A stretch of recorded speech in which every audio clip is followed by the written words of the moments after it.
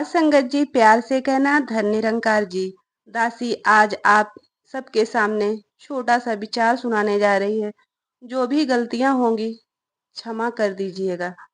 विचार का शीर्षक है, परमात्मा ही स्थिर है। परम पिता परमात्मा स्थिर है, शेष सब अस्थिर। स्थिर के साथ जुड़कर ही स्थिरता प्राप्त की जा सकती है। यह मनुष्य योनि सुख दुख भोगने के लिए नहीं मिली है, बल्कि सुख दुख से ऊपर उठकर परम आनंद परम शांति प्राप्त करने के लिए मिली है। जिस आनंद और सुख के बाद कुछ प्राप्त करना शेष नहीं रहता। कैसा विचित्र है ये संसार, जिसे हम केवल एक बार ही देख सके हैं, दूसरी बार नहीं। क्योंकि संसार प्रति क्षण बदलने वाला है, अतः एक क्षण पहले वस्तु जैसी थी, दूसरे क्षण वह वैसी नहीं रहती। जैसे चलचित्र में दृश्य तो स्थिर दिखता है, पर उसमें प्रति क्षण होने वाले परिवर्तन को हमारी आंखें नहीं पकड़ पाती, और यह प्रोजेक्टर द्वारा संचालित होता है। पवित्र गीता के अध्याय में 2 में एक श्लोक आता है, नास्तो विद्यते भावो न भावो विद्यते सततः। अर्थात शरीर पहले भी नहीं था, मरने के बाद भी नहीं रहेगा, असतता का कोई भाव ही नहीं होता, अतः सत्य का कभी अभाव नहीं होता। भक्त की ऊंचाई मौन रहकर प्रभु प्रेम का रसपान करते हुए जीवन यापन करना शास्त्रों का सार है कि तत्व की प्राप्ति क्रिया से नहीं होती, क्रिया से तो प्रभु से दूरी बन जाती है। आम धारणा कुछ ऐसी बन गई है कि व्यक्ति समझता है संसार तो उसे प्राप्त है, अब प्रभु की प्राप्ति करनी है। यहीं पर चूक हो जाती है। संसार हमारा कभी नहीं हो सकता, जो है ही परिवर्तनशील, वह हमारा कैसे होगा। परमात्मा कभी हमसे अलग हुआ नहीं, तो इसे प्राप्त करना और जो छूट रहा है उसे छोड़ना क्या, वो तो छूट ही रहा है। इतिहास साक्षी है कि जिसने भी दिल लगाया संसार से वे पिटे।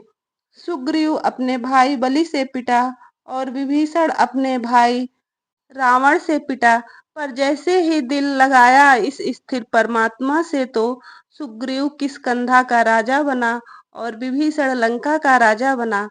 आखिर इसका निदान क्या है? इसका निराकरण समय का सतगुरु ही करता है। आज सतगुरु माता सुदीक्षा जी हमारा प्रदत्त ब्रह्म ज्ञान ही न बदलने वाले प्रभु की अनुभूति करा सकता है। हाँ, संसार को छोड़ना भी नहीं है, पकड़ना भी नहीं है। परिवर्तनशील संसार का सम्मान करते जाएं तो निहाल हो जाएंगे।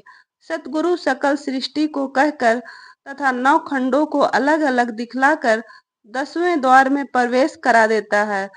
सतगुरु माता सुदीक्षा जी फरमाते हैं, जान लो इस अविनाशी पार ब्रह्म को, वक्त बीत जाने पर फिर जानना संभव नहीं होगा, और यह समय भी मुट्ठी में भरी रेत की तरह पल पल फिसल रहा है।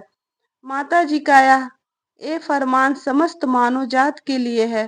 प्रत्येक व्यक्ति परिपूर्ण पैदा हुआ है और प्रत्येक पर परमात्मा के हस्ताक्षर हैं। प्रत्येक परमात्मा की अनूठी कृति है।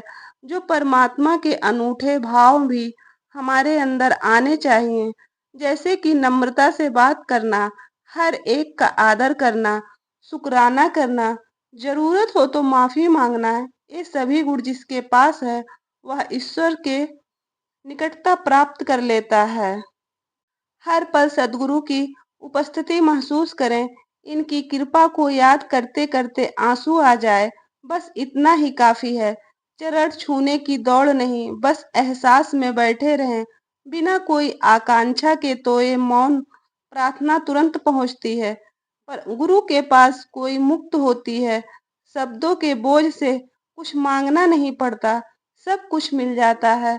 जैसे फूल से सुगंध और धूप से गर्मी रोशनी मिलती है, वैसे ही हम बिना मांगे ही गुरु के आशीर्वादों के पात्र बन जाते हैं। बस हृदय प्रार्थना से भरा हो, श्रद्धा से भरा हो, बाढ़ आ जाए प्रेम की तो अनंत आशीषों की वर्षा उपलब्ध होगी। स्थिरता यानी प्रभु की कैद है, जीवन यापन करना। लॉकडाउन की विषम परिस्थितियों में गुरु की कृपा के पात्र हम बने हैं।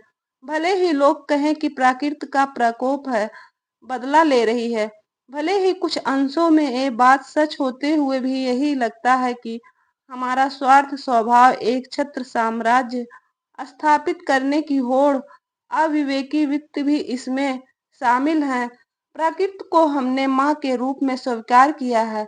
माँ बच्चों से बदला नहीं लेती। हाँ, गलतियां सुधारने के लिए कभी कभी कुछ कठोरता अवश्य दिखाती है, पर इसका लक्ष्य परोपकार करना ही है। साथ संगत जी, प्यार से कहना। धन निरंकार जी।